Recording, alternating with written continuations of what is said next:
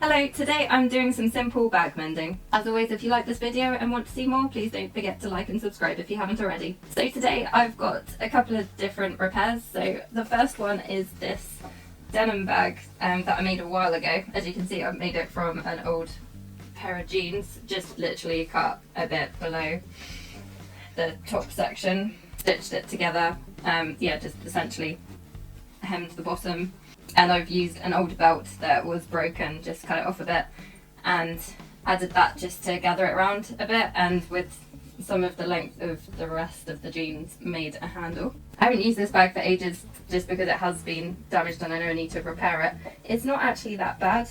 I've only got this very small section to repair, I don't know, maybe 2-3 inches, and it's just where the hand stitching has come away. Now, one of the reasons it might keep breaking is because I'm using a vertical hem stitch. I just looked that up in the book. I didn't know that this particular hemming method was called vertical hem stitch, but there you go.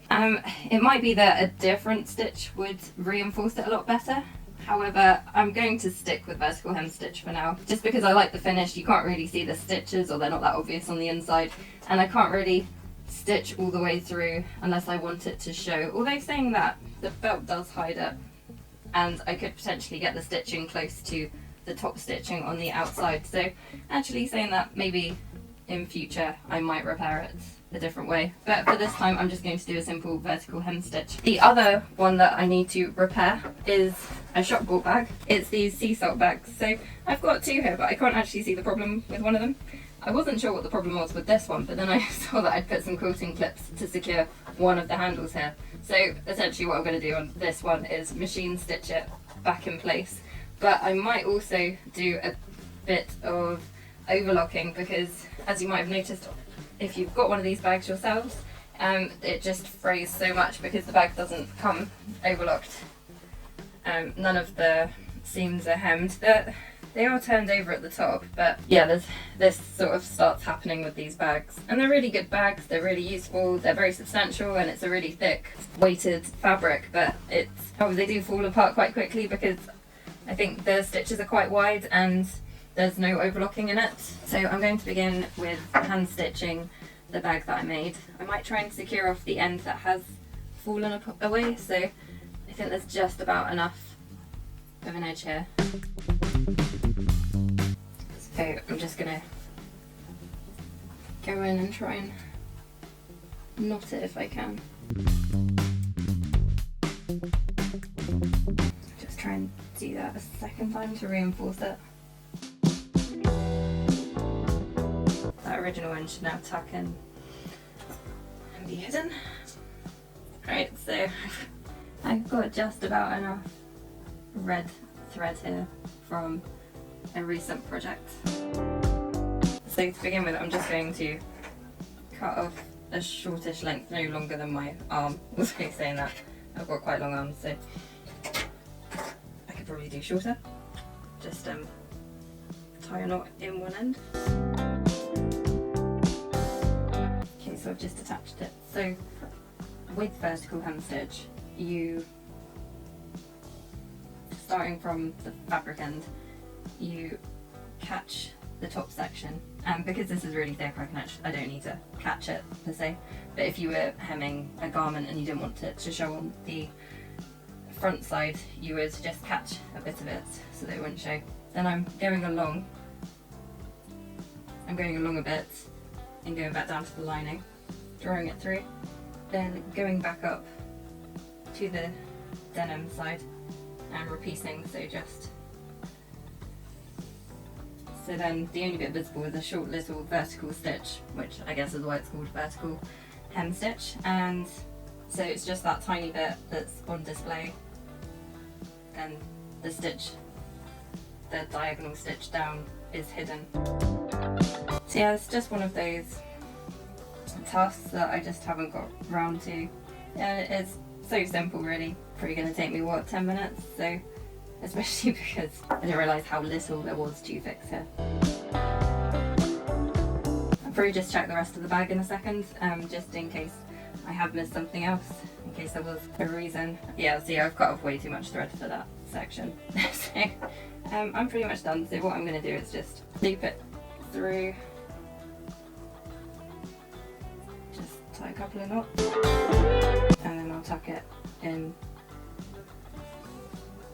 to the south side. Wow, I feel bad I've wasted that bit. Perhaps I can use it for something else. Just check around the rest. Looks okay. So yeah, it turned out that that was a really quick fix. So that's my first job done. Ready to be used again. Okay, so for fixing my sea salt tote bags, I've just gone over to the sewing machine, and the first thing I'm going to do is I'm going to remove any top stitching that's really close to the strap that I'm going to fix. Most of it has come away already, and that's why it's not attached at the moment, but there's the odd bit that might be slightly in my way for fixing it, so I'm just going to remove. It's only really a couple of stitches either end. Then what I'll do is I'll replace those later on. Yeah, so it's very simple what I'm going to do here. I'm just going to, I've used a couple of quilting pegs to peg it into place, which I think they've been on there for maybe a year. I've got a convenient crease line already where it's been folded before, so I'm just lining that up with the groove which marks the centre on my machine. I'm probably going to put my stitch length between 2 and 3 on my machine because it's quite a thick material, but I do want the stitches quite close together so that it lasts a bit longer. So I'm just doing a simple straight stitch. I'm going to back tack at the front and end, and I'm just going to go right over and replace the stitches that are missing. Okay, so that's the handle back on. Just going to check the other handles. Seem to be on okay. I'm going to redo the top stitching next. So I'm going to do it from the outside. In fact, I might just go around the whole bag. I'll put it up to 3.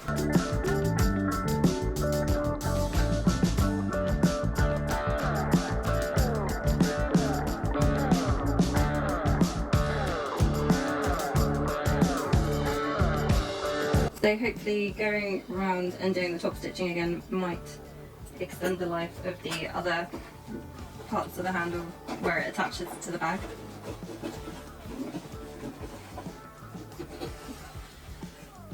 That should make it last a bit longer. So what I'll probably do next is get my overlocker out and just overlock any ends I can. I'm not going to undo any seams or that, just to access the raw edges easier. So as you can see, because of the top stitching, there isn't as much of an overlap here, but I could probably still get the overlocker around it, to be honest. There's still enough of an end, and I won't be able to get right up into the corners with the overlocker, but what I will be able to do is just overlock them enough so that it's not fraying quite as much, and I'll probably do that to the other sea salt bag I've got here, which I can't see where it's broken apart from that. I think it is literally, this one's just fraying a lot more. So that will be the final thing I'll do, and then my bag repairs for now are complete. So for the overlocking the ends, I'm going to use my overlocker. I've just changed machine, but obviously you could use an overlocking stitch on your sewing machine. That would work just as well. So I've just turned the bag inside out, and I'm just going to go around all the raw edges really that I can access, or as far as I can access, and that will just help it last longer. You can see on this part the stitching is really close to the raw edge here, and that's just because so much of the fabric has frayed. So it'll be good to secure this end. It might just make it.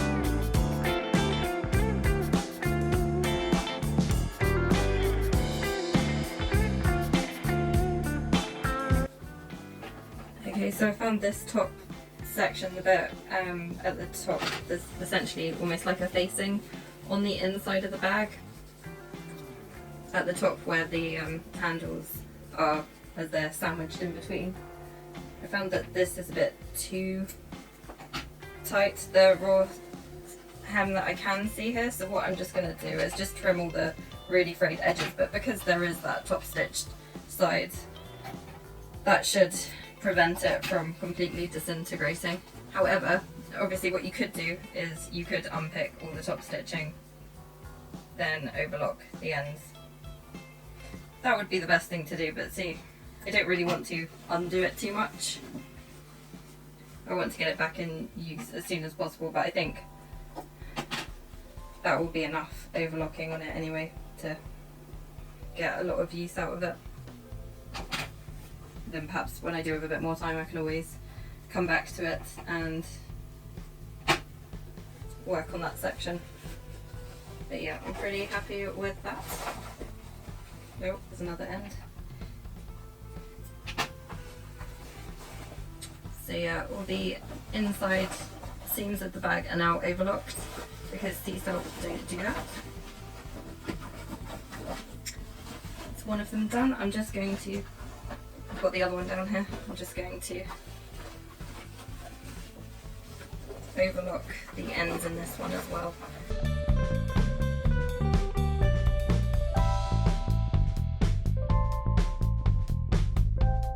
There we go, the second sea salt bag's sorted out. It's definitely worth overlocking those raw edges if you do have a bag like this where they haven't finished them off. It just means that those seams will hopefully be a bit more reinforced. So there you have it, a couple of simple bag mending options. Thanks for watching.